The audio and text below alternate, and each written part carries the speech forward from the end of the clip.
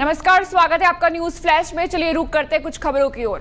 दक्षिण गुजरात में भारी बारिश के बाद संभावित संक्रामक और जल जनित बीमारियों की रोकथाम को लेकर स्वास्थ्य मंत्री प्रफुल्ल पानसेरिया ने गांधीनगर में उच्च स्तरीय बैठक की।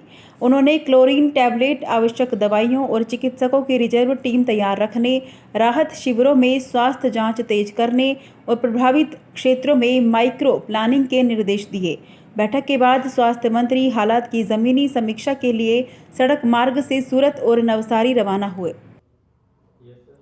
नवसारी, वलसाड અને સુરત અને અન્ય જગ્યા પર રેડ એલર્ટ જ્યારે વરસાદનું છે ત્યારે વરસાદ બંધ થયા પછી પૂરની સ્થિતિ પૂર્ણ થયા પછી પાણીજન્ય રોગો અને આરોગ્ય માટે ખૂબ ચિંતા કરવી પડે અને રાજ્ય સરકાર હર હંમેશ માટે કરતી હોય છે।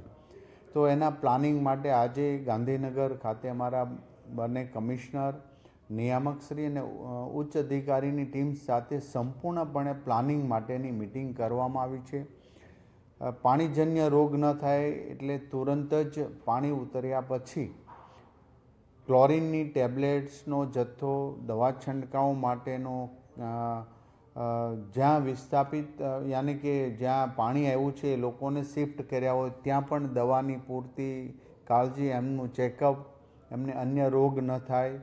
અંતરિયાળ ગામોમાં જ્યાં જઈ ન શકતા હોય ત્યાં પ્રસૂતિ માટેના બહેનોની જે વ્યવસ્થા કરવાની હોય એમને CHC સેન્ટર પર ખસેડવાના આ લિસ્ટ સાથેનું આખું પ્લાનિંગ સંપૂર્ણપણે કરવામાં આવ્યું છે।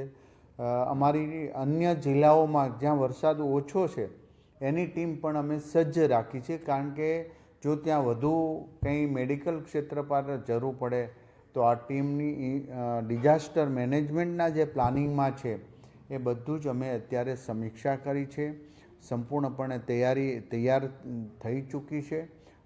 અમે આખી ટીમ દ્વારા પાણીજન્ય રોગ ન થાય અને રોગચાળો પછી ન થાય, વરસાદ આવ્યા પછી એની પૂરતી કાળજી આરોગ્ય વિભાગ લે એ હેતુસર તમામ પાસાઓથી ચકાસણી કરીને અગાઉના પાણી આવ્યા પછીની જે પ્રવૃત્તિ કરી છે આ પ્રવૃત્તિને પણ લક્ષ્યમાં રાખીને એના અનુભવો અને ત્યારે થયેલી કામગીરીની એની પણ સમીક્ષા કરી છે।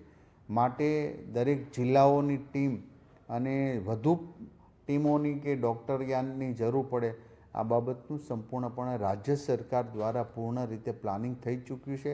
આદરણીય મુખ્યમંત્રી ભૂપેન્દ્રભાઈ પટેલ સાહેબના સાંજે ટેલિફોનિક સૂચનાથી આરોગ્ય ક્ષેત્રની તમામ તૈયારી કરવા માટે જે અમને કહેવામાં આવ્યું હતું એ અમે સંપૂર્ણપણે તૈયાર કર્યું છે। અને અત્યારે હવે ગાંધીનગરથી હું તત્કાલ સુરત, નવસારી જવા માટે રવાના થઉં છું બાય રોડથી, જેથી કરીને અહીંયા તો પ્લાનિંગ થઈ ચૂક્યું છે, ત્યાં ગ્રાઉન્ડ